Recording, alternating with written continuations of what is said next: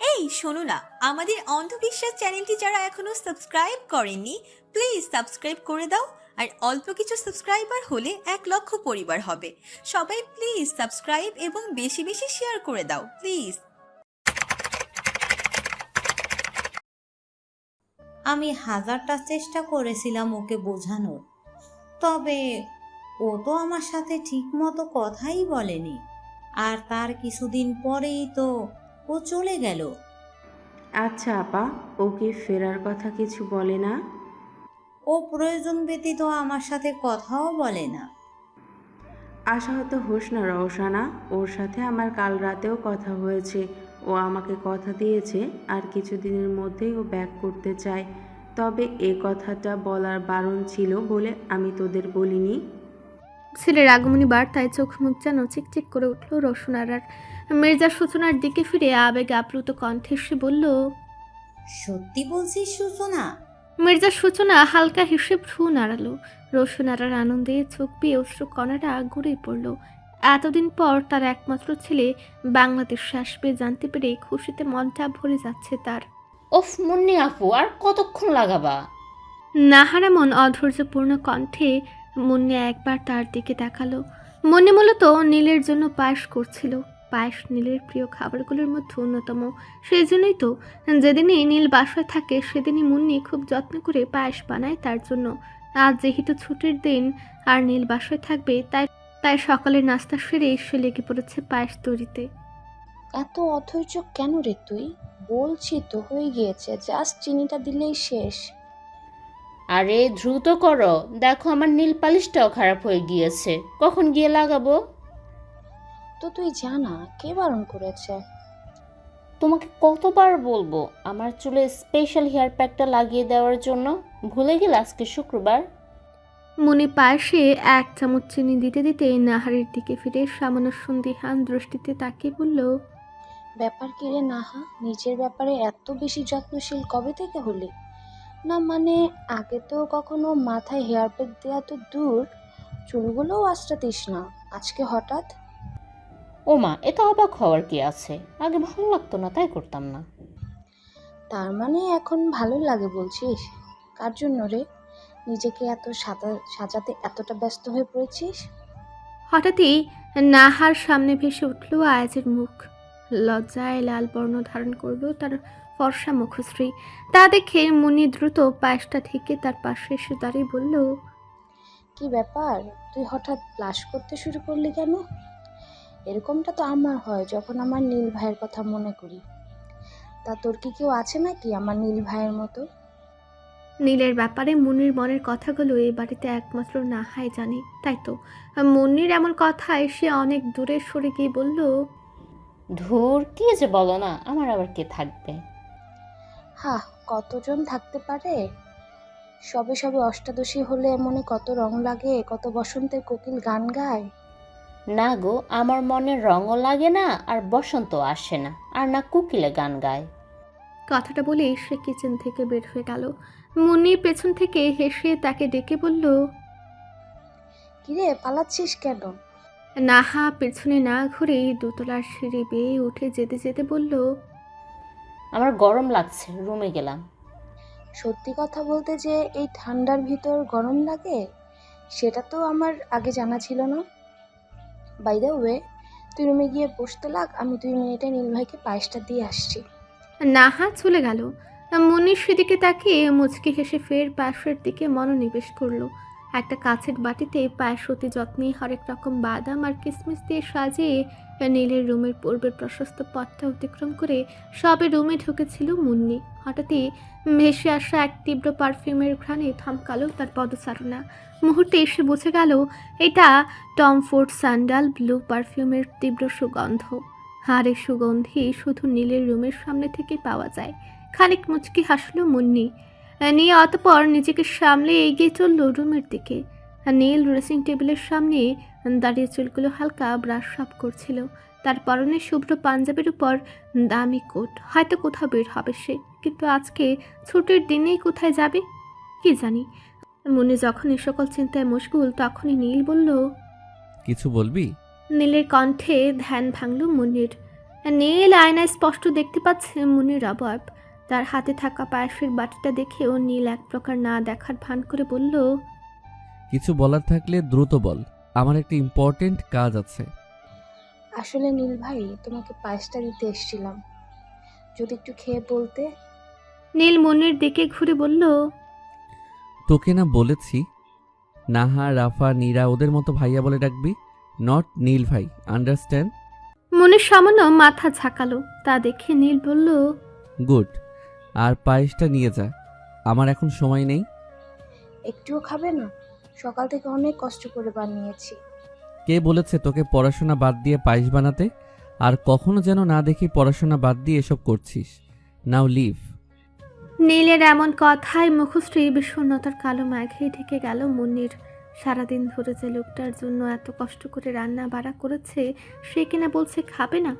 আচ্ছা, নীল ভাই তার সাথে এরকম করে কেন? কই, নাহা, রাফা, নীরা ওদের সাথে তো এমন করে না। একটা দীর্ঘ নিঃশ্বাস বের হয়ে আসলো মুন্নির বুক চিরে। নীল হয়তো শুনতে পারলো সে শব্দ, তবুও কোনো রকম পরিবর্তন আসলো না তার মুখশ্রীতে। মুন্নি বেরিয়ে যেতে সে ব্যাট সাইড টেবিলের উপরে থাকা নিজের ফোনটা নিতে গিয়ে দেখতে পারল একটা ইয়াররিং। তৎক্ষণাৎ তার স্মৃতি মনস্পটে ভেসে উঠল এক সুশ্রী রমণীর ভীত মুখবয়ব। এক প্রসরিত মুচকি হাসির রেখা দৃশ্যমান হলো তার ঠোঁটের কোণে।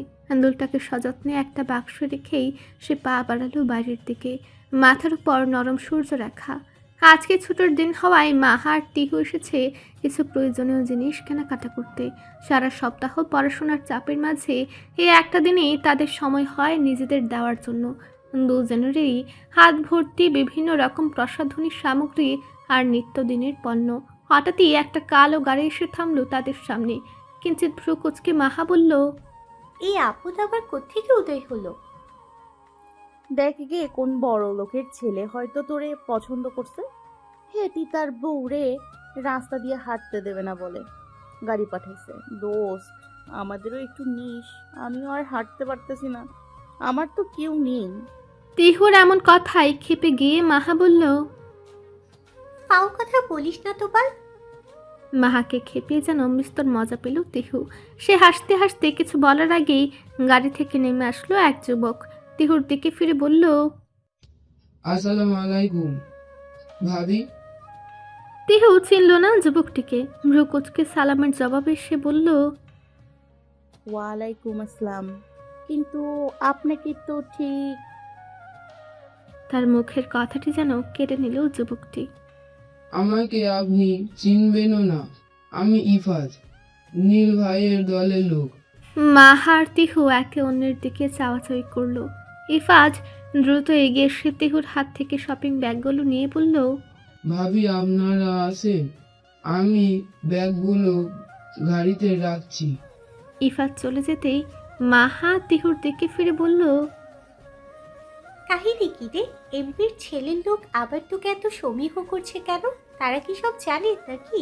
আর জানলে তো তোকে আস্ত রাখার কথা না। টিহু অপ্রস্তুত হেসে বলল, গাড়ি পেয়েছিস, উঠে পড়, এত প্রশ্ন কেন?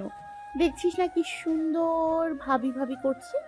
নিজের থেকে বয়সে বড় কারো মুখে ভাবি শুনতে ভালোই লাগে। ওঠ তো, আর প্রশ্ন বাড়াস না, এমনিতেই হেঁটে হেঁটে পায়ে ব্যথা করছে। টিহু এগিয়ে চলল গাড়ির দিকে। মাহা তখনও সন্দিহান দৃষ্টিতে তাকিয়ে আছে তার দিকে। হচ্ছেটা কি? কাল একবার নাচ শেষে কোথায় একটা জানি হারিয়ে গেল টিহু। তারপর থেকে নিজের সোনার দুলটা খুঁজে পাচ্ছে না। আবার এখন নীলের লুক। আল্লাহই ভালো জানে এই মেয়ে কি ঘটলা পাকিয়েছে। এসব কথা যদি টিহুর বাবা বা চাচারা জানতে পারে তাহলে যে কি হতে পারে সেটা কি টিহু বুঝতে পারছে না। টিহু এগিয়ে গাড়ির সামনে গিয়ে দাঁড়ালো। পাশে ঘুরতে এসে দেখতে পেল পাশে মাহা নেই। পেছনে তাকিয়ে মাহাকে দেখে সে বলল, এই যে মিসেস নিউটন, গবেষণা পরে করিয়েন ম্যাম, এখন আপাতত এদিকে আসেন। মাহার মনে হাজারটা প্রশ্নের ঘূর্ণি চললেও তৎক্ষণাৎ সেগুলোকে ধামা চাপা দিল সে। এগিয়ে গিয়ে টিহুর সাথে গাড়িতে উঠে পড়ল। তারা দুজনে গাড়িতে বসতেই ইফাজ দ্রুত গাড়ি চালিয়ে এগিয়ে চলল গন্তব্যের দিকে। অথচ তারা খেয়ালই করল না তাদের থেকে কিছুটা দূরে এই এক জোড়া তীক্ষ্ণ দৃষ্টি গাড়ির কাছ নামিয়ে তাদেরকেই পরখ করতে ব্যস্ত ছিল। এখানে যে টাকা আছে আশা করি তাতে আপনার আগামী 1 মাস খুব ভালোভাবে চলে যাবে চাচি। তবু যদি আর কোনো সমস্যা হয় নির্দ্বিধায় আমাকে জানাবেন। আমি আবারও সামনের শুক্রবারে আসব। সেদিন কিন্তু অবশ্যই আপনার হাতে মাংস ভাত খেয়েই তবেই যাব। নীলের এমন আন্তরিকতায় মিশ্রিত কণ্ঠ শুনে আঁখে জোড়া সজল হয়ে উঠল বৃদ্ধার। নিজে 2 সন্তানের জননী হয়েও ঠিকমতো খেতে পান না, থাকার জায়গাটা পর্যন্ত নেই। ছেলে নয় যেন কুলাঙ্গার জন্মেছেন তিনি, অথচ নিজের কেউ না হয়েও মাত্র কয়েক মুহূর্তের পরিচিত এই ছেলেটি কি অদ্ভুতভাবে আপন করে নিয়েছে তাকে। বৃদ্ধার চোখ বেয়ে আনন্দে অশ্রু গড়িয়ে পড়ল। তা দেখে নীল বলল, চাচি, বলেছি না আর কোনো কান্নাকাটি না। আপনাকে আমার ছেলেরা একটা বাসায় নিয়ে যাবে, ওখানেই আপনি থাকবেন। আর আজ থেকে আপনার সমস্ত দায়িত্ব আমার। বৃদ্ধা অতি আদরের আলিঙ্গন করল নীলের সাথে, তার কপালে স্নেহের পরশ বুলিয়ে দিয়ে ভাঙা ভাঙা কণ্ঠে বলল, তোমার ভালো হোক বাবা, আল্লাহ তোমাকে সুখী করুক, জীবনে খুব বড় হও তুমি। নীল মুচকি হেসে বৃদ্ধার যত্ন গ্রহণ শেষে আদনান, আমিন, জয় আর জাহিনকে ইশারা করতেই তারা বৃদ্ধাকে নিয়ে রওনা হলো। তারা চলে যেতেই নীলের মুখে হিংস্রতা ফুটে উঠল যেন। সে রোহিত আর রোহানের দিকে চেয়ে বলল, ওই কুলাঙ্গা 2টাকে বাংলার জমিনে আমি দেখতে চাই না, যাদের বাড়িতে নিজের মায়ের জায়গা হয় না। আমি ওয়াহাজ খান নীল যতদিন বেঁচে আছি বাংলার জমিনে তাদেরও কোনো জায়গা হবে না। আগামী 2 ঘন্টার মধ্যেই ওদের রক্তে গোসল করতে চাই আমি। Got it? রোহিত আর রোহান মাথা নাড়িয়ে সম্মতি জানিয়ে বলল, জি ভাই। গুড, এখন থেকে কাজে লেগে পড়। মনে রাখবে 2 ঘন্টা মানে 2 ঘন্টাই, 1 সেকেন্ডেরও হেরফের যেন না হয়। আচ্ছা ভাই। কথাটা পেলেই সেখান থেকে বেরিয়ে গেল রোহিত আর রুহান। রাত 10টা বেজে 15 মিনিট। অন্ধকারাচ্ছন্ন এক বৃহৎ রুমের কাউচে শরীর এলিয়ে দিয়ে বসে আছে পাকিস্তানি পাঠানদের মতো আকৃতির এক সুঠামদেহী পুরুষ। বৃহৎ রুমটাতে শুধুমাত্র জ্বলছে একখানা টেবিল ল্যাম্প। নিয়ন আলোক রোশনি ছড়াচ্ছে রুম জুড়ে। কুটিল আধারের মাঝেই বন্দি পুরুষটির মুখমণ্ডল স্পষ্ট নয়। হঠাৎই রুমের দরজায় কড়া নাড়ল কেউ। পুরুষটি থমথমে কণ্ঠে বলল, কামিন। 25 বছর বয়সী এক যুবক অতি দ্রুত পায়ে রুমে প্রবেশ করলো। পুরুষটি তার দিকে না ফিরে বলল, যা বলেছিলাম জানতে পেরেছিস সে ব্যাপারে কিছু? জি ভাই, ওটা নীলেরই লোক ছিল, ইফাজ, ওর 5 কুকুরটা। আর যে মেয়ে দুটিকে ও গাড়িতে তুলেছিল তার ভিতরকার ফর্সা করে মেয়েটি নীলের ওই বাগদত্তা, এমনটাই জানতে পেরেছি। এমন একটি খবরে চোখ মুখে পুলক দীপ্তি ফুটে উঠল সেই হিংস্র মানবটির। উত্তেজিত কণ্ঠে সে বলল, আর ইউ শিওর ওটা নীলারই ফিয়ান্সে? জি ভাই। একটা শয়তানি হাসির রেখা ফুটে উঠল পুরুষটির চোখে মুখে। হিংস্র সেই দৃষ্টি নিক্ষেপপূর্বক ঠোঁটের কোণের কুটিল হাসি বিদ্যমান রেখে সে বলল, just wait and watch Neelkhan, I will come to destroy you. এতদিন অনেক লাঞ্ছনা সহ্য করেছি, এবার আর নয়, আই উইল ফিনিশ ইউ। কানাডায় আধারাচ্ছন্ন এক গভীর নিশুতি ঘড়ির কাঁটায় রাত 12টা বেজে 35 মিনিট। নাইট ক্লাব আর বার ব্যতীত ঘুমন্ত সমগ্র টরন্টোর শহর।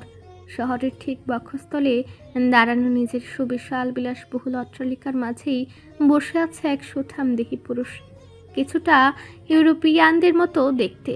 পুরুষটির মুখে হালকা চাপদারি, চোখ দুটি অত্যন্ত তীক্ষ্ণ, তবে মুখে কিশোর যেন এক মলিনতা। নাম মাহমুদুল হক রাফিন, কানাডিয়ান নামকরা কোম্পানি গ্রুপস অফ MHR এর সিও। একেবারে অত্যাধুনিক ধাঁচের বিলাসবহুল তার অ্যাপার্টমেন্টের প্রত্যেকটা রুমে সজ্জিত নানা দামি আসবাবপত্রে। তবে বর্তমানে সে যে রুমটাতে বসে আছে তার বিশেষত্ব হচ্ছে সেখানে নেই কোনো কৃত্রিমতার ছোঁয়া। এটা শুধু সজ্জিত এক শ্যাম কন্যার ছবিতে। সমগ্র রুমটার প্রত্যেকটা দেওয়াল জুড়ে শুধুমাত্র একটা মেয়ের ছবি। রাফিন তীক্ষ্ণ তবে অত্যন্ত মায়ের দৃষ্টি মিলে চেয়ে আছে হাস্যোজ্জ্বল সেই শ্যাম কন্যাটির দিকে। শ্যামাঙ্গিনীটির হাসিতে যেন মিশে আছে এক সংজ্ঞাহীন সৌন্দর্য। রাফিন এক দৃষ্টি চেয়ে আছে সেদিকে। তার মুখে মলিন হাসি, হৃদয়ে এক নাম না জানা ব্যাকুলতা। সারাদিন যান্ত্রিকতার মাঝে ডুবে থাকলেও রাতে তার হৃদয় আনচান করে ওঠে এক শ্যাম কন্যার জন্য।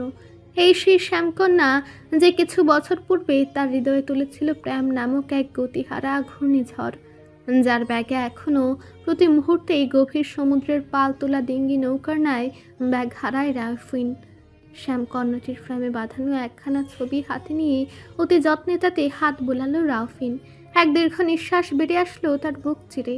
খুব ইচ্ছা করছে তার শ্যামাঙ্গিনীকে সামনাসামনি দেখতে, একবার তার ওই নরম কোমল ত্বকে আদরে স্পর্শ করতে, কিন্তু সেটা কি আর কোনোদিন সম্ভব? সে যে হারিয়ে ফেলেছে তার মায়াবিনীকে। হৃদয়ের যাতনাগুলো যেন মুখে ভেসে উঠল তার।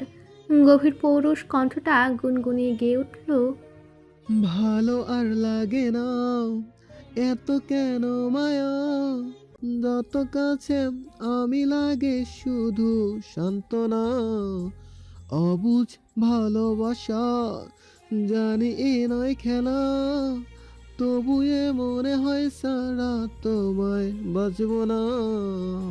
রাউফিন ছবিটা নিজের বুকের সাথে সবেগে চেপে ধরলো, ফিসফিসিয়ে বলে উঠল, আমি ফিরবো মায়াবিনী, শুধুমাত্র তোমার জন্য হলেও ফিরবো তোমাকে নিজের করে পেতে, আমার একান্ত ব্যক্তিগত করে নিতে। রুমের বাতাস যেন হঠাৎই থমকে গেল। প্রত্যেকটা নিঃশ্বাস প্রশ্বাসের সঞ্চালন সাক্ষী হলো রাউফিনের এমন দৃঢ় প্রেম প্রতিজ্ঞার। বাংলাদেশ, ঘড়ির কাঁটায় বেলা 2:35। মাথার উপর সূর্য মামা উত্তপ্ত রুদ্র কিরণ ছড়াচ্ছে আপন খেলে। ভার্সিটি থেকে সামান্য দূরে একটা নির্জন ফুটপাত দিয়ে হাঁটছিল তিহু। আজকে মাহা অনুপস্থিত। গতকাল রাতে বাড়ি থেকে জরুরি তলবাসায় সকাল সকাল গ্রামে ফিরেছে সে, তাই তিহু আজ একা। আর রিশাদটাও কি একটা কারণে ভার্সিটি আসেনি আজ, কারণটা জানা নয় তার। চলতি পথে হঠাৎই সে ভাবলো বাসায় গিয়ে একবার মেসেজ করবে তাকে। কল্পলোকে ডুবে আপন খেয়ালে হাঁটছিল তিহু। হঠাৎই সে অনুভব করে তার পেছনে পেছনে আসছে কেউ। ঘুরে পেছনে তাকায় সে, কই কেউ তো নেই। রাস্তাটা প্রায় জনমানবহীন। যারা আছে তারা আপন গতিতে বিভিন্ন গন্তব্যে যেতে ব্যস্ত। ফের হাঁটতে শুরু করলো তিহু। এবার সত্যি সত্যি খুব কাছাকাছি কার অস্তিত্ব অনুভূত হচ্ছে। ঘুরে তাকাতে তিহু দেখতে পায় একটা ছেলে অনেকটা কাছাকাছি চলে এসেছে তার। হৃদয়ের সামান্য কুচকে সে বলে, কি হলো, আমার পিছনে কি? ছেলেটি একটা ঢুক গিলে ভারত কণ্ঠে আমতা আমতা করে কিছু বলতে যেতেই তিহু এক ধমকে বলে, এই আপনি কি নতুন বউ আর আমরা কি বাসর ঘরে বসে আছি নাকি? এত লজ্জা পাচ্ছেন কেন? হ্যাঁ, প্রেম করবেন আমার সাথে? তিহুর এমন কথায় কিছুটা বোকা বনে যায় ছেলেটি। হাতে থাকা লেডিস পার্সটা তার দিকে এগিয়ে দিয়ে বলে, সরি আপু, কিন্তু আপনার পাশটা পড়ে গিয়েছিল। তিহু ভ্রুকুটিপূর্ণ দৃষ্টিতে তাকায় তার হাতের দিকে। তীব্র বিরক্তি নিয়ে বলে ওঠে, এটা আমার নয়। ছেলেটি যেন হাফ ছেড়ে বাঁচে। দীর্ঘ নিঃশ্বাস নিয়ে বলে, ও আচ্ছা, আমি ভাবছিলাম আপনার। তিহু ছেলেটিকে তার বোকামির জন্য ফের গালাগাল দিতে গিয়েও থমকায়। তারপর যে না সে পেছন ঘুরে অমনি কেউ একজন একটা রুমাল চেপে ধরে তার মুখে। তিহু মুখ দিয়ে সাহায্য সূচক শব্দ করতে গিয়েও কিছু বলতে পারে না। চারিপাশে ধোঁয়ায় ঢেকে যায় তার। অদৃশ্যমানতা ঘিরে ধরে চারিধার। নীলের রুমের কিং সাইজ বিছানায় নীলের একটা ফ্রেমে বাঁধানো ছবি হাতে শুয়ে আছে মুন্নি। ঠোঁটের কোণে মুচকি হাসির ঝলক। সযত্নে ছবিটাতে হাত বোলাতে বোলাতে এক অচিন কল্পলোকে ডুবেছে সে। হঠাৎই খুবই ধীর পায়ে রুমে প্রবেশ করলো নাহা। মুন্নিকে ওভাবে শুয়ে থাকতে দেখে খানিক মুচকি হাসলো সে। অতপর চুপির স্বরে তার অতি সন্নিকটে সে কিছুটা জোরে চিৎকারের ভঙ্গিমায় বলে উঠল, হ্যাপি বার্থডে মুন্নিপু, many many happy return of the day. নাহার এমন কান্নি কিছুটা হকচকে উঠল মুন্নি। নাহার দিকে ফিরে সে বলল, আমার কি মারার প্ল্যান করেছিলেন নাকি? যাই হোক, থ্যাঙ্কস। নাহা বিছানায় তার পাশে বসতে বসতে বলল, একদম না, এখনো তোমার বিয়ে খাওয়া বাকি আছে। বাই দ্য ওয়ে, প্ল্যান কি তোমার? ঘুরতে যাবে না? মুন্নি উঠে বসতে বসতে বলল, না, আজকে আমার অন্য একটা প্ল্যান আছে। কি প্ল্যান? মুন্নি আনমনেই কিছু ভাবলো। অতপর লাজুক হেসে বলল, নীল ভাই তো কারো জন্মদিনের দিন তাকে কিছু বলে না, তাই না? নাহা বোকা দৃষ্টিতে বলল, না, কিন্তু এখানে আবার নীল ভাইয়ের কথা আসলো কোত্থেকে? তোর মাথায় যদি একটু বুদ্ধি থাকে, গেস হোয়াট, আজকে আমি কি করতে পারি? হঠাৎই কিছু মনে পড়ায় চোখ মুখ চিকচিক করে উঠল নাহার। উৎসুক কণ্ঠে সে বলল, তুমি ভাইয়াকে প্রপোজ করবা? ফের খানিক লাজুক হাসল মুন্নি। আমি শুধু তাকে নিজের মনের কথাটা জানাবো। নাহা মুন্নির গলা জড়িয়ে বলল। ও মুন্নিফু, I am so excited. Munni পাশে রাখার নীলের গুরু গম্ভীর ছবিটার দিকে চেয়ে বলল, আমিও। কেটেছে হয়তো ঘন্টা খানেক। তিহুকে হাত পা বাঁধা অবস্থায় বন্দি করে রাখা হয়েছে এক আধার ঘেরা কক্ষের মাঝে।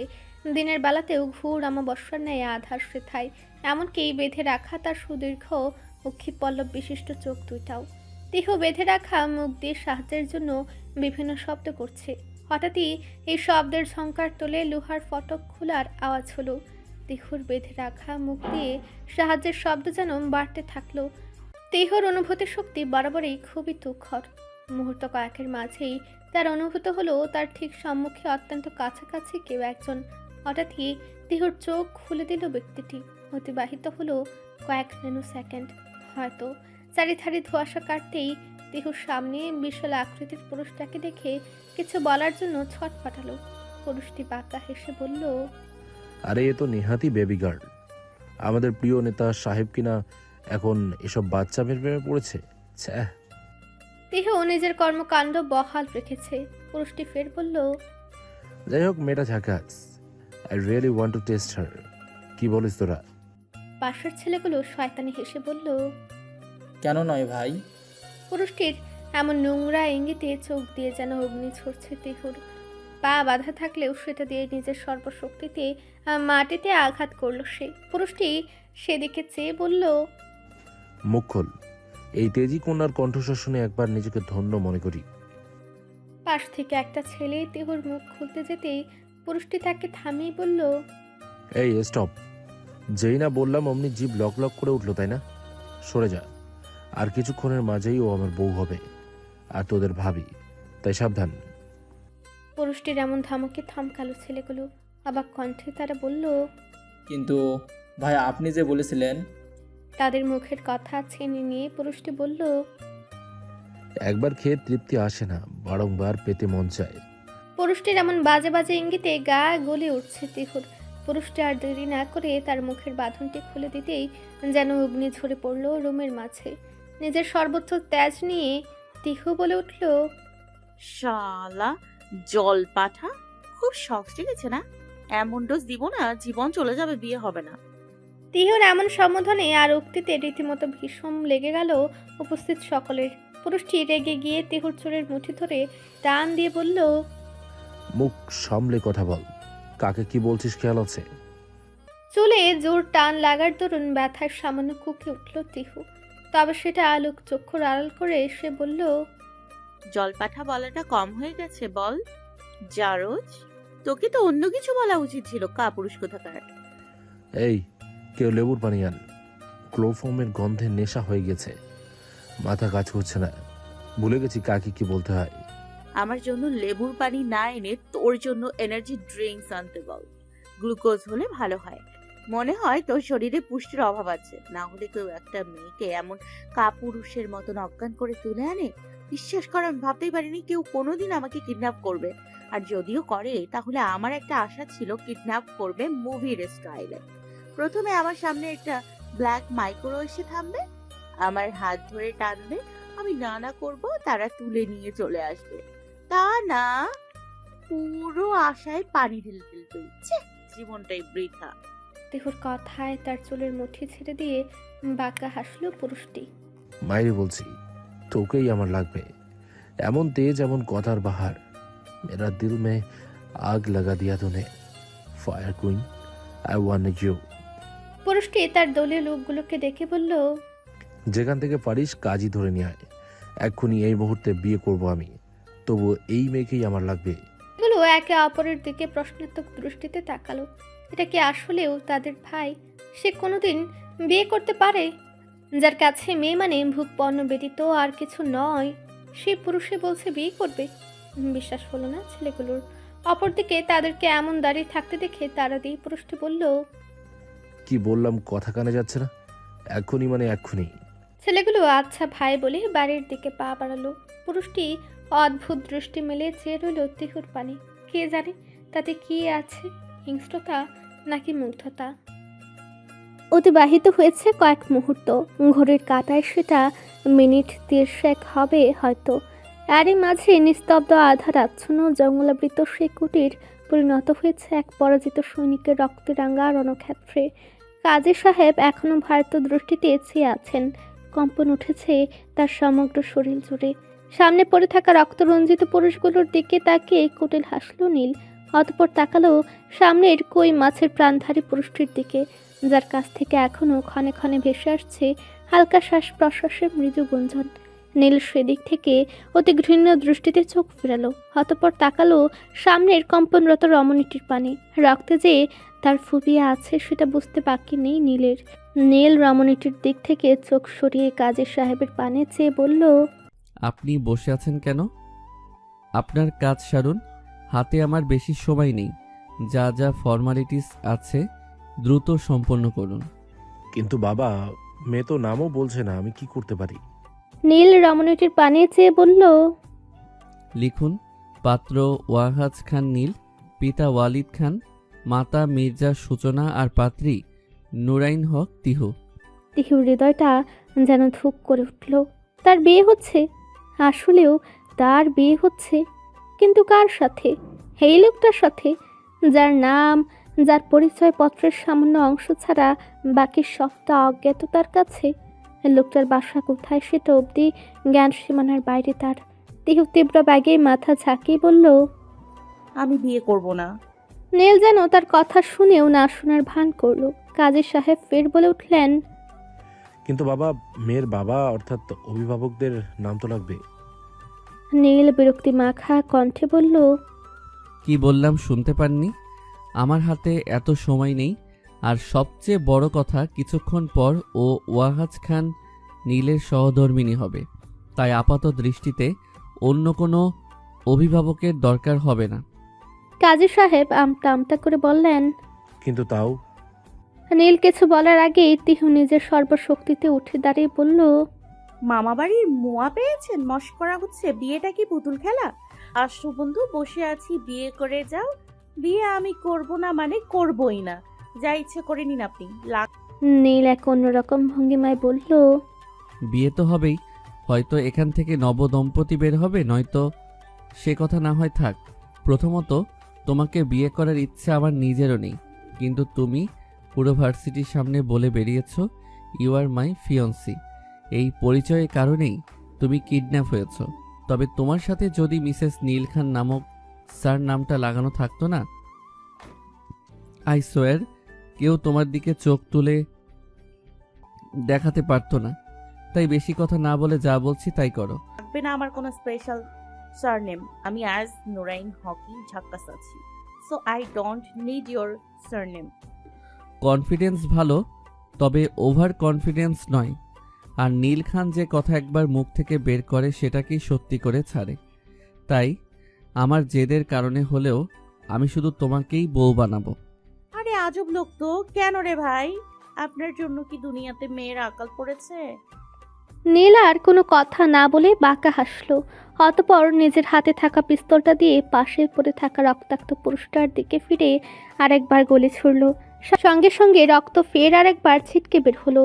ভীত তিহু ভয়ে চোখ মুখ খিচে এক নিঃশ্বাসে বলল, কবুল কবুল কবুল। আরেকবার বাঁকা হাসলো নীল। কাজী সাহেবের দিকে ফিরে সে বলল, আমার তরফ থেকেও 3 কবুল। সম্পূর্ণ হলো বিবাহ অনুষ্ঠান। এমন অদ্ভুত বিয়ের সাক্ষী হয়ে মুখ চেপে হাসলো জয়, আদনান, আসিফ আর রিফাজ। পাশে এক কোণে দাঁড়িয়ে আছে আয়াজ। সে তো নীলকে তিহুর খোঁজ দিয়েছিল, তবে এটা তার কল্পনাতীত ছিল যে নীল এখানেই বদ্ধ কুঠুরিতে বিয়ে সারবে। আহাদ আয়াজের কাঁধে হাত রেখে বলল, কি ব্যাপার ভাইয়া, তুমি এমন গোবেচারের মতো দাঁড়িয়ে আছো কেন? বাই দ্য ওয়ে, তুমি তো ভাবির খোঁজ দিয়েছিলে না নীল ভাইয়াকে? সামান্য মাথা ঝাঁকালো আয়াজ। আহাদ জিজ্ঞাসু দৃষ্টিতে চেয়ে বলল, তুমি কোথা থেকে জানতে পারলি যে জাফরের লোকজনই ভাবিকে কিডন্যাপ করেছে?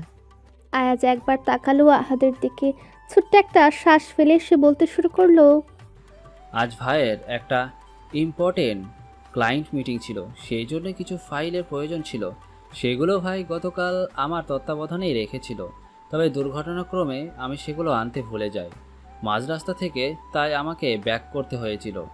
আবার ওইদিকে মিটিংয়ের টাইম হয়ে আসতেছে, তাই আমি শর্টকাট দিয়ে অতি দ্রুত গাড়ি চালিয়ে যাচ্ছিলাম। হঠাৎই আমার দৃষ্টিগত হয় ভাবিকে। যদিও আমি প্রথমে খেয়াল করিনি, তবে আমার চোখ আটকে যায় জাফরের গাড়ির থেকে। তাকে আমি বেশ ভালো করেই চিনতাম। সে যে নীল ভাইয়ের একমাত্র প্রতিদ্বন্দ্বী। জেকে গ্রুপ অফ কোম্পানির ওনার। বেশ কিছুবার দেখা হয়েছে তার সাথে আমার। ঘনিষ্ঠতা নেই, তবে তাকে দেখে চিনতে পেরেছিলাম আমি। ভাইয়ের সাথে তার শত্রুতার ব্যাপারটাও আমার বেশ ভালোই জানা। তৎক্ষণাৎ গাড়ির ব্রেক কষলাম আমি, আর ঘটল সেই অদ্ভুত ঘটনাটি। ভাবির মুখে রুমাল রেখে একদল ছেলেটাকে গাড়িতে তুলছিল। ব্যাস, আমার আর বুঝতে বাকি রইল না। আমি সঙ্গে সঙ্গে ভাইকে ফোন লাগালাম, আর তারপর ঘটনা তো আপনারা জানেনই। আহাদ আয়াজের মুখে এত বর্ণনা শুনে তার পিঠ চাপড়ে দিয়ে বলল, যাই হোক, আজ থেকে আমাদের ভাইও কিন্তু মিঙ্গল, আর সেটা তোমারই বদৌলতে। আজ রাতে পার্টি হবে মামু, বহুত দিন বাদ। সো চিল। কোর্টের থেকে বের হওয়ার ঠিক পূর্ব মুহূর্তে শরীরটা কেন জানি খারাপ হতে শুরু করলো তিহুর। মনে হচ্ছে জ্বর আসবে, মাথাটাও ঘুরছে ভীষণ। কল্পনাতীতভাবে কুয়াশায় ঠেকে যাচ্ছে চারপাশ। তিহু বুঝলো আর বেশিক্ষণ সজ্ঞানে থাকা হবে না তার, কিন্তু এখন জ্ঞান হারালে যে মান সম্মান সবটা চলে যাবে। তবে নিজেকে আর সামলাতে পারছে না তিহু। চারিদিকে এমন রক্তের বিচ্ছিরি গন্ধ আর রক্তিম পরিবেশে গা গলে উঠছে তার। সামান্য রক্তে যার ফুবিয়ে আছে, সেখানে এতক্ষণ ধরে এমন রক্তরাঙা পরিবেশের মাঝে থাকার সত্ত্বেও যে সে এখনো সজ্ঞানে আছে, এটাই তো শুকরিয়া। ব্যাস, আর এক মুহূর্ত চেতনা হারিয়ে তিহু হেলে পড়ল নীলের প্রশস্ত বক্ষদেশে। অন্যদিকে তিহুকে এমন চেতনাহীন অবস্থায় দেখে ব্যতিব্যস্ত হয়ে পড়ল নীল। তার সুশ্রী মুখশ্রীতে হালকা চাপড় দিয়ে বলল, নুরাইন, এই নুরাইন, শুনতে পাচ্ছ আমার কথা? নূর। অপর পাশ থেকে কোনো আওয়াজ না আসায় নীল তার মুখ থেকে হাত সরিয়ে বলল, damn it, she has lost consciousness.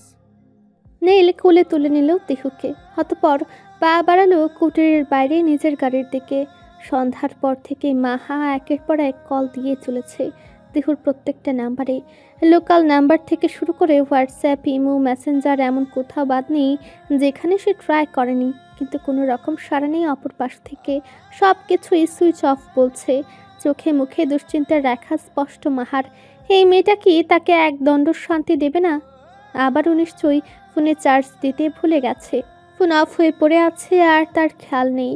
মানে এই মেয়েটাকে নিয়ে হয়েছে যত জ্বালা মাহার।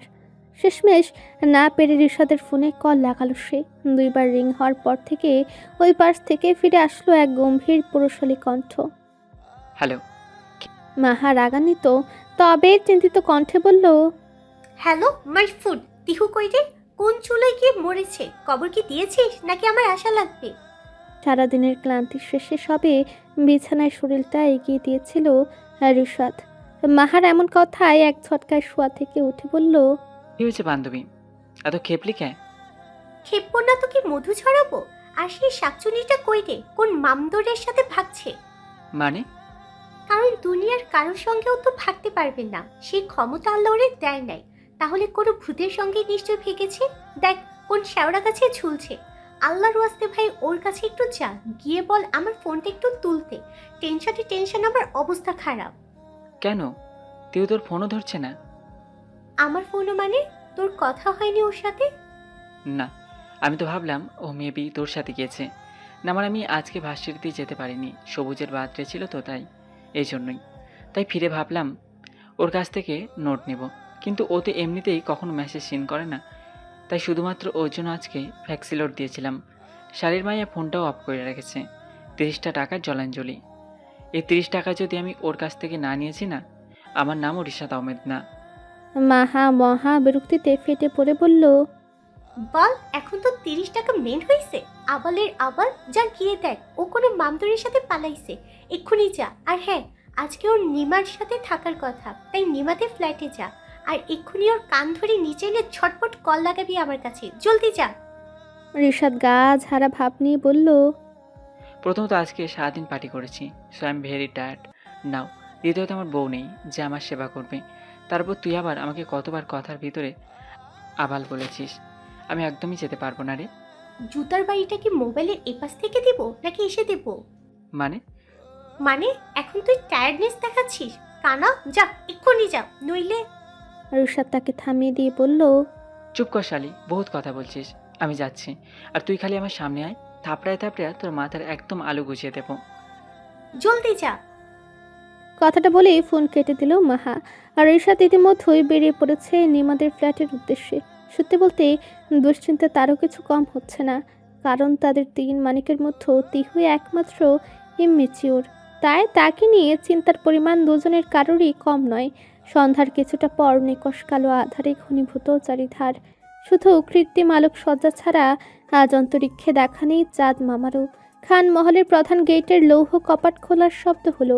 ধীরে ধীরে চারিপাশে বাগানবৃত সাদা কংক্রিটের রাস্তাটা পেরিয়ে মহলের সামনে এসে থামল নীলের গাড়িটি। সেখান থেকেই নেমে আসলেন নেতা সাহেব। আর আদরে ভঙ্গিমায় তার বক্ষদাসে লেপটে থাকা এক রমণী। জ্বরে শরীর পুড়ে যাচ্ছে তার। সর্বদা কম্পমান গোলাপি অধর জোড়া জ্বরের তোপে শ্বেত বর্ণ ধারণ করেছে, নাকে ডগা রক্তিম বর্ণাবৃত। তবু চেতনাহীন সেই রমণীটি ভুবন মোহিনী সৌন্দর্যের অধিকারিণী। নীল এক ঝলক তাকালো উত্তপ্ত দেহের অধিকারিণী রমণীটির পানে। অতঃপর পা বাড়ালো অন্দর মহলের উদ্দেশ্যে। এদিকে খান মহলে আজ আনন্দের জোয়ার। দীর্ঘ 5 বছর পর রোশনারা খানের একমাত্র ছেলে মাহমুদুল হক রাউফিন আজ ফোন করে জানিয়েছে সে বাংলাদেশে ফিরতে চায়। হয়তো 2 দিনের মাঝেই ফিরবে সে। এমন খবরে আনন্দ অশ্রু গড়াচ্ছে বাড়ির সকলের নয়নে। তার উপর আজ আবার রুবিনারা খানের মেয়ে সানজিদা আফরা মুন্নির 20তম জন্মদিন। সে উদ্দেশ্য লেগেছে উৎসবের আমেজ। হঠাৎই কলিং বেলের শব্দে বিশাল কাঠের দরজাটি খুলল একজন মেয়ের। সঙ্গে সঙ্গে দৃশ্যমান হলো নীল আর তার বক্ষদেশে থাকা রমণীটি।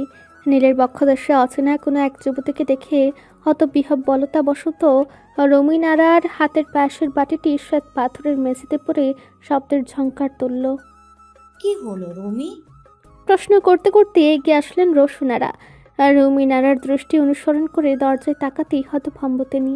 চুপ থাকলেন মুহূর্ত কয়েক।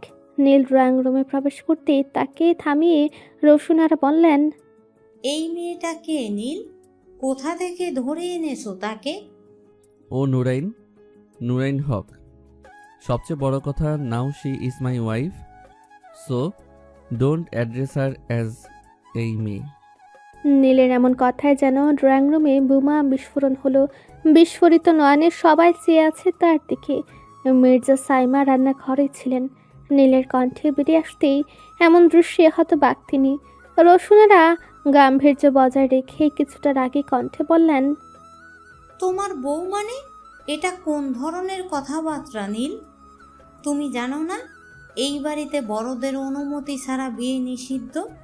নীল জবাব দিল না। মির্জা সাইমা এগিয়ে এসে নীলের বক্ষদেশে থাকা অচেনা মেয়েটির দিকে তাকিয়ে বললেন, এইসব কথা না হয় পরে হবে আপা। নীল বাবা, আমার তো মনে হচ্ছে ও অসুস্থ। এখনই ওকে নিয়ে রুমে যা তুই, বাদ বাকি কথা না হয় পরে হবে। বলে মেয়েটির কপালে একবার হাত ছোয়ালো সে। জ্বরের তীব্রতায় পড়ে যাচ্ছে তার কপালখানা। সঙ্গে সঙ্গে হাত ছাড়িয়ে মির্জা সাইমা কিছু বলার আগেই রোশনারা খান ক্ষিপ্ত কণ্ঠে বললেন, তুই চুপ থাক সাইমা। চেনা নেই জানা নেই একটা মেয়েকেও বউ বলল, আর মেয়েটিও ওর বউ হয়ে গেল। মির্জা সাইমা কিছু বলার আগে সেখানে উপস্থিত হলেন মির্জা সূচনা। কি হচ্ছে এখানে? পরক্ষণে নীলের কোলে এক সুশ্রী যুবতীকে দেখে চমকে তাকালেন তিনি। নীলের দিকে ফিরে শুধালেন, এটা কে নীল? তার জবাবে নীল কিছু বলতে যাবে ঠিক তৎক্ষণাৎ রোশনারা খান বাগড়া দিয়ে বললেন, কে আর হবে? শোন তোর ছেলের কাছে, বলে কিনা এটা তার বউ। এই শিক্ষা দিয়েছিস তুই নিজের ছেলেকে? তাকে কথার মাঝখানে থামিয়ে মির্জা সূচনা বললেন, তুই একটু চুপ করলে ভালো হয় রওশানা। প্রশ্নটা আমি যাকে করেছি উত্তরটাও না হয় সেই দিক। আর আমার ছেলে যদি বলে এটা তার বউ, তাহলে রাস্তার কেন পরিচয়হীন মেয়েকেও আমি এক শর্তে মেনে নেব আমার বৌমা হিসেবে। তিনি নীলের দিকে তাকাতে নীল বলল, মা, she is my wife Nurain, Nurain Haque. I think আর কোনো পরিচয় লাগবে না তার। মির্জা সূচনা একবার ভালো করে ছেলেকে পরখ করলেন। রোশনারা খান কিছু বলতে গেলেই মির্জা সূচনা এক প্রকার তার মুখে ঝামা ঘষে দিয়ে বললেন, ছেলে আমার যখন বলেছে এটা তার বউ, তার মানে এটাই আমার সংসারের উত্তরাধিকারিণী। কেউ আর কোনো প্রশ্ন করবে না। নীল, তুই ওকে নিয়ে রুমে যা, বাদ বাকি আমি সামলে নিচ্ছি। নীলা আর কোনো দিকে না তাকিয়ে তিহুকে নিয়ে পা বাড়ালো তার রুমের উদ্দেশ্যে। নেহাতি সে গুরুজনদের মুখে মুখে তর্ক করে না, নতুবা রোশনারা খানের এতক্ষণে বলা কথাগুলোর প্রত্যুত্তর সে যে কিভাবে দিত তা হয়তো কল্পনাতীত ছিল এ মহলের প্রত্যেকটা লোকের। তবে সিঁড়ি বেয়ে যেতে যেতে সে একবার বাড়ির একজন মেয়েদের উদ্দেশ্যে বলল, আসমা খালা। আসমা বেগম চমকে তাকালেন। নীল তাকে কিছু বলার সুযোগ না দিয়ে বলল, নূরের জন্য মেডিসিন আর জলপটি নিয়ে 5 মিনিটের মাঝে আমি তোমাকে আমার রুমে দেখতে চাই। মনিয়াপু, তুমি এখনো সাজতেছ? শিগগিরই নিচে চলো, নীল ভাইয়ার বউ নিয়ে এসেছে। মনি নিজের ঢেউ খেলানো চুলগুলোতে চিরনিঃশ্বাস আচর চালাতে ব্যস্ত। প্রাণোচ্ছল চঞ্চল চোখ দুটি বৃহৎ অতস্বিতে নিবদ্ধ তার। হঠাৎই রাফার এমন কথায় চমকে তাকালো সে। ধরে রাখা কাঠের চিরুনিটা ধাপ করে মেঝেতে পড়ল। উদ্বিগ্ন কণ্ঠে সে বলল, ইয়ার কি করছিস? এক গাঁটটা দিব। ফাজলামি করার জায়গা পাস না? নীল ভাই বউ নিয়ে এসছে মানে? উনি যদি জানতে পারে না তার নামে এত উল্টাপাল্টা কথা বলছিস, তোকে আস্ত রাখবে না কিন্তু। আমি কেন মিথ্যে কথা বলতে যাব? বিশ্বাস না হয় তুমি নিজেই বাইরে চলো। রাফার কথায় বুক ধুক করে উঠল মুন্নির। আর এক মুহূর্ত দাঁড়ালো না সে। পরনে নীলের পছন্দের ডার্ক ব্লু কালার শাড়ির রমণীটি ছুটে চলল বারান্দার দিকে। মুহূর্ত কয়েকের মাঝে থমকালো তার পদচারণ। তার ঠিক বিপরীত দিকের সিঁড়িটি বেয়ে নীল বক্ষদেশে এক রমণীকে আগলে এগিয়ে চলছে নিজের রুমের দিকে। প্রথম পলকে বিশ্বাস হলো না মুন্নির, তবে সময় অতিবাহিত হতে লাগলো। কিছুক্ষণের মাঝেই মিলে গেল নীল আর তার বক্ষদেশে আগলানো রমণীটি।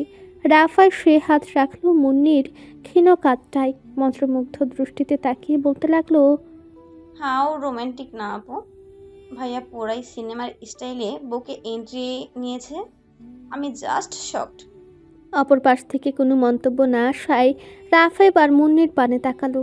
মুন্নির অচঞ্চল চোখ দুইটা স্থির স্থবির, যেগুলোতে কিছু মুহূর্ত পূর্বেও বিদ্যমান ছিল এক নাম না জানা চঞ্চলতা। রাফা মুন্নির কাঁধ ঝাঁকিয়ে বলল, ওই মনিয়াপু বলো, সেই না সিনটা? মুন্নির চোখ বেয়ে এক ফোঁটা অশ্রুকণা টুপ করে গড়িয়ে পড়ল। তবে সেটা রাফার দৃষ্টির অগোচরে রেখেই দ্রুত দৌড়ে রুমে গিয়ে দরজা বন্ধ করে দিল মুন্নি। রাফা শুধু অবাক হয়ে তাকিয়ে রইল। হঠাৎই হলোটা কি মনিয়াপুর? যাই হোক, এখন তার অনেক দায়িত্ব। নীরা, নিহিত, নাহা সবাইকে তো নতুন বৌমনির ব্যাপারটা জানাতে হবে। মুন্নির রুমে আগে বাঁধে বিধায় তাকে জানানো হয়েছে। এখনও বাকি বাড়ির বাকি সব নবীনেরা। সে দ্রুত নীরার রুমের দিকে পা বাড়ালো। রুমে এসে শব্দ করে সবাইকে দরজা লাগিয়ে তার সাথে হেলান দিয়ে মেঝেতে বসে পড়ল মুন্নি। চোখের কোণে জমে থাকা জল কণারা যেন বাঁধন ভেঙেছে। কান্নার তোপে কাজল লেপটে যাচ্ছে। নষ্ট হচ্ছে পুরো মেকআপ। মনের এখনও বিশ্বাস হচ্ছে না কিছু। মনে হচ্ছে যেন কোনো দুঃস্বপ্ন। কিছুক্ষণ পরে তার ঘুম ভেঙে যাবে আর শেষ হবে এই দুঃস্বপ্নের প্রহরের। মনে দু হাতে নিজের সেট করে রাখা চুলগুলো সর্বশক্তি দিয়ে টেনে ধরল। দু হাত দিয়ে লেপটে দিল কাজল কালো সেই নয়ন দুটি, যা কিছুক্ষণ আগে অতি যত্নে সাজাচ্ছিল সে। চিৎকার করে কেঁদে উঠল সে। তবে সেই চাপা কান্নার সাক্ষী হলো কেবলমাত্র একটা নিস্তব্ধ রুম আর তার কিছু প্রাণহীন আসবাবপত্র। নীল নিজের কিং সাইজ নরম ব্যাগটাতে অতি যত্নে শুয়ে দিল তিহুকে। ধীরে ধীরে তার মাথার নিচে রাখা নিজের হাতটা চুপির স্বরে সরালো। তার ফ্যাকাশে বর্ণ ধারণ করা মুখশ্রীর উপর পতিত বেবি হেয়ারগুলোকে সর্বোচ্চ যত্ন দিয়ে আলতো হাতে সরালো। তিহুকে আজ অন্যরকম সুন্দর লাগছে। জ্বরের তোপে চেতনাহীন রমণীও যে এতটা আকর্ষণীয় আর মোহনীয় হতে পারে সেটা হয়তো তিহুকে না দেখলে কখনোই বুঝতেই পারত না নীল। সে এক ঘুর লাগা মন্ত্রমুগ্ধ দৃষ্টিতে অপলক চেয়ে রইল সেই অগ্নিকন্যাটির পানে। দীর্ঘ এক নিশ্চিত প্রহরের চেতনাহীনতার অবসান ঘটিয়ে জ্ঞান ফিরল তিহুর। শরীরে তাপমাত্রা এখন প্রায় নিয়ন্ত্রণে, তবে এখনও চারিধারে হালকা কুয়াশার আবরণ যেন আষ্ঠে পৃষ্ঠে বেঁধে রেখেছে তাকে। কিন্তু এত কিছুর মাঝেও আজ সকালটা একটু অন্যরকম আঙ্গিকে ধরা দিচ্ছে তার অবচেতন মনে। কেন যেন মনে হচ্ছে এটা তার গতানুগতিক বিছানা নয়, অত্যাধিক নমনীয় আর কোমলতার মাঝে নিজেকে আবিষ্কার করছে তিহু। হঠাৎই হাতে কারো রেশম কোমল ঘন কেশরাজের নরম স্পর্শ উপলব্ধি করল সে। ঘুম ঘোরে রানমনা তন্দ্রাচ্ছন্নতার মাঝে সে স্পর্শ বেশ ঠেকছে তার। ধীরে ধীরে তিহু নিজের হাতের বিচরণ শুরু করলো সেই নরম কোমল কেশরাজের উপর। এমন নরম আবেশের মধ্যেখানে অবস্থানরত তিহু কি জানি মনে করে দ্রুত চোখ খুলল। সঙ্গে সঙ্গে সম্মুখ পানে চেয়ে এক পরিচিত তবে অজ্ঞাত মানবের উপস্থিতিতে এক প্রকার চেঁচিয়ে উঠল সে। আপনি? গতকাল সারা রাত তিহুর জ্বর কমার যেন নামই নিচ্ছিল না। প্রকার সমগ্র রাত জুড়েই তার মাথায় অনবরত জলপট্টি দিয়ে গিয়েছে নীল। শেষ রাতের দিকে তার জ্বরটা যখন সামান্য নিয়ন্ত্রণে, তখন আর ক্লান্ত শরীরকে শান্ত রাখতে পারল না নীল। তিহুর পায়ের ধারে বসেই বিছানায় নিজের মাথাটা এলিয়ে দিল সে। তবে হঠাৎই কারো এমন চিৎকারে আকস্মিকতায় ঘুম ভেঙে গেল তার। চোখ কুচকে সে বলল, হোয়াট দ্য হেল, সকাল সকাল চিল্লাচ্ছ কেন? তিহু এক লহমায় লুফে নিল তার মুখের কথাটা। ঝটকা মেরে বিছানার উপর উঠে বসতে গিয়ে একবার মাথা চক্কর দিয়ে উঠল তার। তবে সেটাকে পাত্তা না দিয়ে সর্বশক্তি নিয়ে সে বলে উঠল, আপনি আমার রুমে কি করছেন? আপনার ক্যারেক্টার তো একদম ঢিলা দেখছি। ফলো করতে করতে আমার রুম পর্যন্ত চলে এসেছেন, অশুভ লোক কোথাকার। সারা রাত যার সেবা করে নির্ঘুম রাত কাটালো নীল, সকাল সকাল তার মুখে এমন কথা শুনে মেজাজ ধরে রাখতে পারল না সে। আগ্নেয়গিরির লাভা স্রাবের ন্যায় এক দুরূহ দাহ ঝরে পড়ল তার কণ্ঠস্বর দিয়ে। এই মেয়ে চুপ, অসভ্যতার একটা লিমিট থাকে। এটা আমার রুম, আর তুমি বর্তমানে আমার বিছানায় শুয়ে আছো। সো শাট আপ, আর এক্ষুনি নামো আমার বিছানা থেকে, কুইক। তিহু বোকা দৃষ্টি মেলে তাকালো। হে লোকের রুম মানে? পরক্ষণেই তার মনে পড়ল কাল সন্ধ্যা পরবর্তী ঘটনাগুলো। সঙ্গে সঙ্গে নিজের বুকামের জন্য নিজেই কপাল চাপড়ালো সে। তবে সেও কি দমবার পাত্রী নাকি? সে তো নিজের ইচ্ছায় বিয়ে করেনি, বরং নীল তাকে জোর করে বিয়ে করেছে। তাহলে সে কেন বিছানা থেকে নামবে? তিহু বিছানায় গাঁট মেরে বসে থেকে বলল, এই যে মিস্টার লাল মিয়া, শুনুন, আমি কোনো শখ থেকে আপনাকে বিয়ে করিনি। আর শখ কি জিনিস আমি তো আপনাকে বিয়েই করতে চাইনি, আপনি জোর করে আমাকে বিয়ে করেছেন। সো এখন থেকে এই বিছানা আমার, বেশি নিজের করবেন না। তিহুর প্রত্যেকটা কথায় মেজাজ হারাচ্ছে নীল। তার ভাসমান সুরাযুক্ত হাতটা ক্ষণে ক্ষণে মুষ্টিবদ্ধ হয়ে আসছে।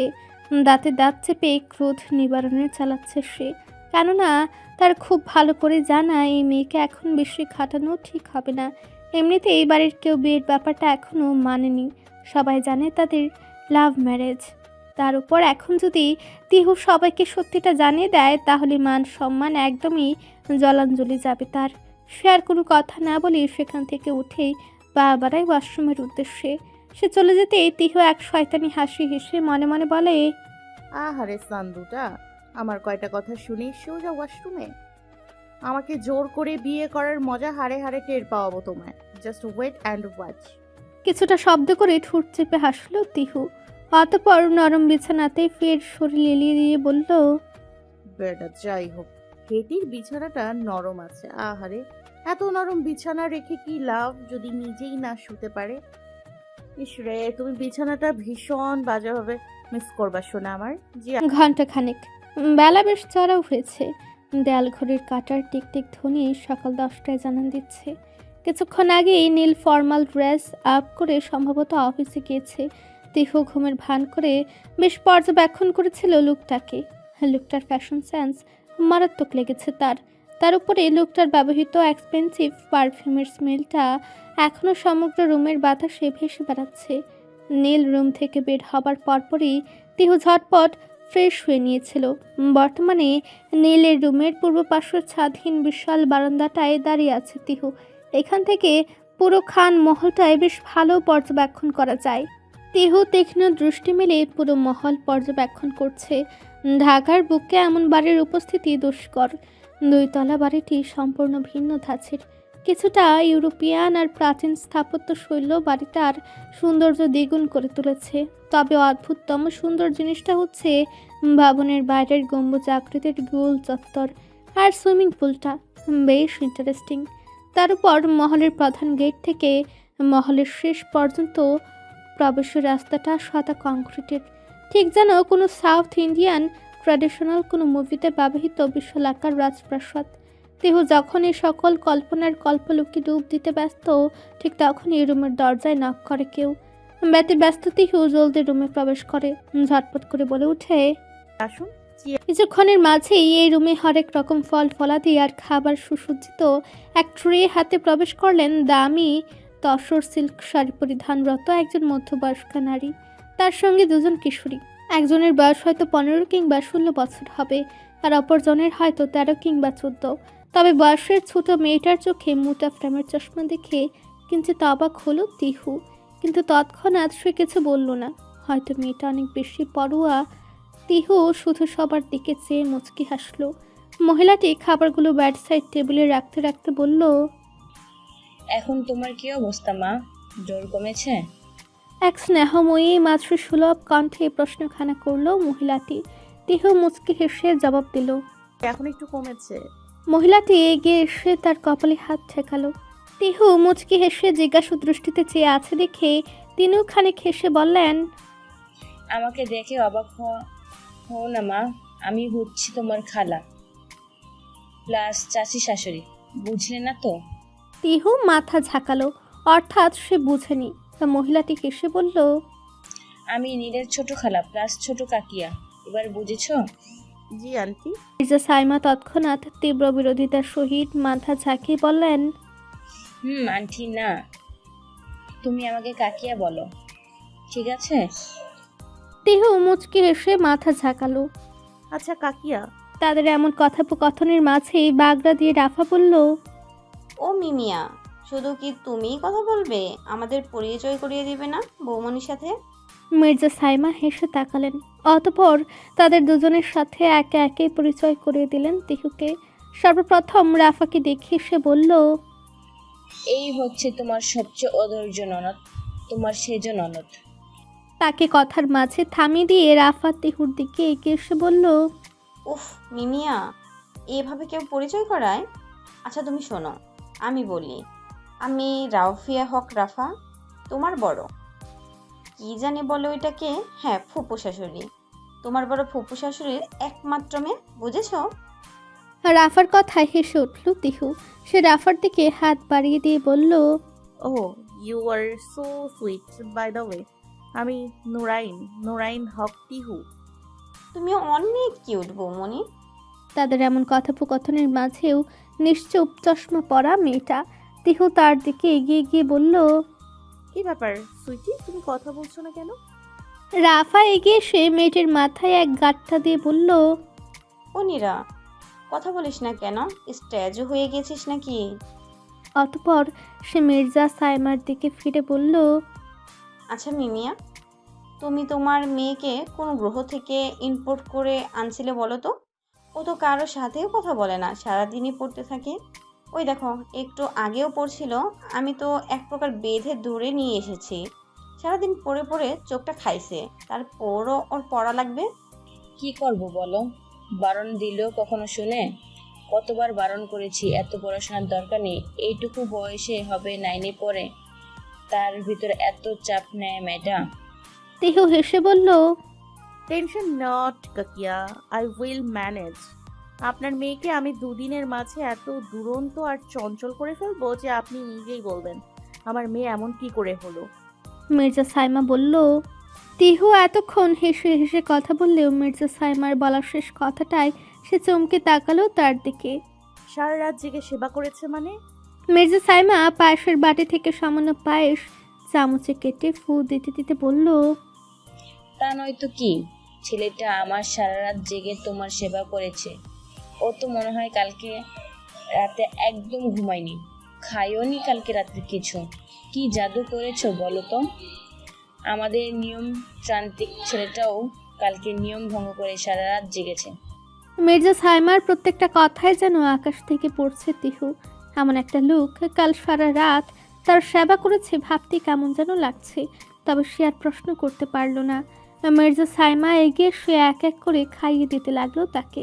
খাওয়ানো শেষে গল্প গুজব আর হাসি ঠাট্টায় কেটে গেল সমগ্র সকালটা। মির্জা সাইমার মাধ্যমে পুরো বাড়ির সবার পরিচয় পেল তিহু। সে যতদূর বুঝলো নীলের কাজিন মহল নেহাতি কম নয়। তার একজন ভাসুর, একজন দেবর সহ মোট চারটা ননদ আছে। বেশ ভালো লাগলো তিহুর ব্যাপারটা। এমনিতেই সে যৌথ পরিবারে অনেক বেশি পছন্দ করে। তার উপর সেই পরিবারে যদি থাকে এতগুলো কাজিন, তাহলে তো আর কথাই নেই। খানমহলে আজ নেমেছে নিস্তব্ধ অপরাহ্ন। সমগ্র ড্রয়িং রুম জুড়ে পিনপত নীরবতা। উপস্থিত গোটি কয়েক জীবের নিঃশ্বাস প্রশ্বাসের মৃদু গুঞ্জন ব্যতীত থমকে আছে সেখানকার বায়ুর সঞ্চালন। সকলের মধ্যে চাপা উত্তেজনা। দোতলার ঝুল বারান্দা দিয়ে নিচের দিকে তাকিয়ে আছে রাফা আর নীরা। রাফা হা হয়ে নিচে তাকিয়ে বড়দের কথোপকথন শোনার চেষ্টা করছে। এদিকে ঠায় দাঁড়িয়ে থাকতেই বিরক্ত হয়ে গেল নীরা। রাফাকে ঝাঁকিয়ে সে বলল, কি এত দেখছিস? চল না রুমে যাই, আমার বায়োলজিটা এখনো পড়া বাকি আছে। নীরার কথায় মেজাজ হারালো রাফা। সে কখন থেকে চেষ্টা করছে নিচের কথোপকথন শোনার। খরগোশের ন্যায় কান খাড়া করে দাঁড়িয়েছিল সে। হঠাৎই নীরার এমন ধাক্কায় মনোযোগে বিঘ্ন ঘটতে সে নীরার মাথায় এক গাঁটটা দিয়ে বলল, কিসের এত পড়াশোনা রে তোর? পারিস তো সব নাইটে। কিছুদিন পর আমার এসএসসি, তাও তো আমি বোধহয় সারাদিন মিলিয়ে 5 ঘন্টার বেশি কখনো পড়ি না। এই জন্য তো ফুপু আম্মুর কাছে মারও কম খাস না। যাই হোক, এখন আমাকে ছাড়, আমার যাওয়া লাগবে। আর সবচেয়ে বড় কথা হচ্ছে, বড় আম্মা যদি জানতে পারে আমরা এখানে দাঁড়িয়ে দাঁড়িয়ে বড়দের কথা শুনছি, তাহলে মায়ের একটাও নিচে পড়বে না কিন্তু। তুই তো ভীতু কেন রে? আচ্ছা চল, এমনিতেই কিছু শোনা যাচ্ছে না। তারা দুজনেই নিজেদের রুমের দিকে পা বাড়ায়। এদিকে নিচে গ্রামের বাড়ি থেকে প্রায় 5 দিন পর ফিরেছেন ওয়ালিদ খান। তবে মহলে সে ছেলের কাণ্ড শুনে হতচকিত তিনি। তবে এটাও সত্যি যে যতটা ঘটেছে তার থেকে বেশি বেশি ভাইকে বলেছেন রোশনারা খান। বর্তমানে ভীত থমথমে মুখে দাঁড়িয়ে আছেন সবাই। সকলের চোখে মুখে সামান্য ভীতি দৃশ্যমান হলেও নিশ্চোখ মির্জা সূচনা। মির্জা সাইমা চোখ দিয়ে বড় বোনকে বুঝাচ্ছেন যেন তিনি শান্ত থাকে, কেননা মির্জা সূচনার রাগ সম্বন্ধে খুব ভালো করে অবগত তিনি। ওয়ালিদ খান গাম্ভীর্যপূর্ণ দৃষ্টিতে চেয়ে আছেন। হঠাৎই রোশনারা খান বললেন, ভাইজান, তোমার কথার জন্য এতক্ষণ অপেক্ষা করছিলাম। এখন তো কিছু বলো, শুনলেই তো। তোমার বউ কি বলছে আমায়? ওয়ালিদ খান বলল, কি হয়েছে সূচনা তোমাদের? কয়েকটা দিন আমি বাসায় নেই, এর মধ্যে এত কিছু? মির্জা সূচনা আর নিজের মেজাজ ধরে রাখতে পারলেন না। সারা জীবনই অতি গাম্ভীর্যময়ী রমণী তিনি। জমিদার বাবার একমাত্র বড় মেয়ে বলে কথা। গাম্ভীর্য আর আভিজাত্য তার রন্ধ্রে রন্ধ্রে প্রবাহমান। বলা চলে তার এই গুণের কারণেই ওয়ালিদ খানের বাবা ওমর খান তাকে বাড়ির বড় বউ করে নিয়ে এসেছিলেন। বরাবরের মতোই রাশভারী গাম্ভীর্যপূর্ণ কণ্ঠে তিনি বললেন, কি এমন হয়েছে? আমার ছেলে বিয়ে করেছে, এটাতেই তোমাদের আপত্তি তো? যেহেতু আমার ছেলে একটা মেয়ের দায়িত্ব নিয়েছে, সেজন্য সে মেয়েটার দায়িত্ব আমারও। তবে এটাতে তোমার যদি কোনো সমস্যা থাকে একেবারেই বলে দাও। আমি এক কাপড়ে আমার ছেলে আর আমার ছেলের বউকে নিয়ে এ বাড়ি ছেড়ে বের হয়ে যাব। ওয়ালিদ খান বলল, এ কথা আমি কখনই বললাম? মির্জা সূচনা আর এক মুহূর্ত বসলেন না। ধৈর্য হারা প্রতীকের ন্যায় সব একে দাঁড়িয়ে তিনি বললেন, সে কথা তোমরা মুখে বলনি, এটা যেমন সত্য তেমনি তোমাদের আচার আচরণ ইঙ্গিত করছে তোমরা মেয়েটাকে বাড়ি থেকে বের হয়ে যাওয়ার জন্য বলতে চাও। আর আমি বেঁচে থাকতে আমার ছেলের বউয়ের এক বিন্দু পরিমাণ অসম্মান হতে দেব না। আর সেটা যদি তোমার সাম্রাজ্য লঙ্ঘিত হয়, তবে আমার বৌমার মর্যাদা প্রতিষ্ঠার জন্য প্রয়োজনে আমি তোমার সাম্রাজ্য ছাড়ব। ওয়ালিদ খান বাবার একটা কথা খুব মানেন। সৎ কর্মশীল নারী নিজে যেমন ভাগ্যবতী, তেমনই সে যে পরিবারে থাকে সেই পরিবারের ভাগ্যের চাবিকাঠি। তবে সেই নারী যদি নিজের মত প্রকাশের সুযোগ না পায়, তাহলে সেই ভাগ্যবতী থেকে ধ্বংসবতী হতেও মাত্র কয়েক মুহূর্ত সময় নেয়। নিঃসন্দেহে মির্জা সূচনা ভাগ্যবতী নারী। কেননা সে এই সংসারে আসার পর থেকে সংসারের উন্নতি কখনো থেমে থাকেনি। পরপর 3 বার এমপি হয়েছেন ওয়ালিদ খান, প্রতিষ্ঠা করেছেন ব্যবসা প্রতিষ্ঠান, গড়ে তুলেছেন এই সাম্রাজ্য, যার জন্য এত কিছু। সে যদি বলে ছেড়ে চলে যাওয়ার কথা, তাহলে নিশ্চিত এখানে এমন কিছু আছে যা ওয়ালিদ খান ধরতে পারছেন না। তিনি মির্জা সূচনার দিকে ফিরে বললেন, শান্ত হও সূচনা, আমি বুঝেছি ব্যাপারটা। না তো তুমি কোথাও যাবে না, না তোমার ছেলে আর না তোমার ছেলের বউ। এটা ভুলো না যে সে যতটা তোমার ছেলে ঠিক ততটা আমার ছেলে, অর্থাৎ বৌমাটাও আমার। ভাইয়ের এমন কথায় আরেকবার নিজের থুতা মুখ ভুতা হয়ে গেল রোশনারা খানের। তিনি একবারেই কিছু বলতে যেতেই রুমিনারা পাশ থেকে তাকে থামিয়ে ফিসফিসিয়ে বললেন, আপা এখন অন্তত চুপ থাক, ভাইজান যদি রেগে যায়, আর ভাবি তো অলরেডি ফায়ার হয়েই আছে। বোনের কথায় থামলেন রোশনারা, তবে কিছুতেই এই বিয়েটা মানতে পারলেন না তিনি। সন্ধ্যার কিছুটা পরে নীলের রুমের ছাদ খোলা ব্যালকনিটাতে বসে গল্প করছিল রাফা, নীরা আর তিহু। একদিনের মধ্যেই তাদের সঙ্গে বেশ ভালো সম্পর্ক গড়ে উঠেছে তিহুর। বেশ অনেক ব্যাপারে গল্প আলাপচারিতা। শেষে হঠাৎই রাফা তিহুর দিকে ফিরে জিজ্ঞেস করলো, নিয়মিত ভালোবাসার গল্প শুনতে এবং পড়তে আমাদের অন্ধবিশ্বাস চ্যানেলটি সাবস্ক্রাইব করে পাশে থাকা বেল আইকনটি ক্লিক করুন। ধন্যবাদ সবাইকে।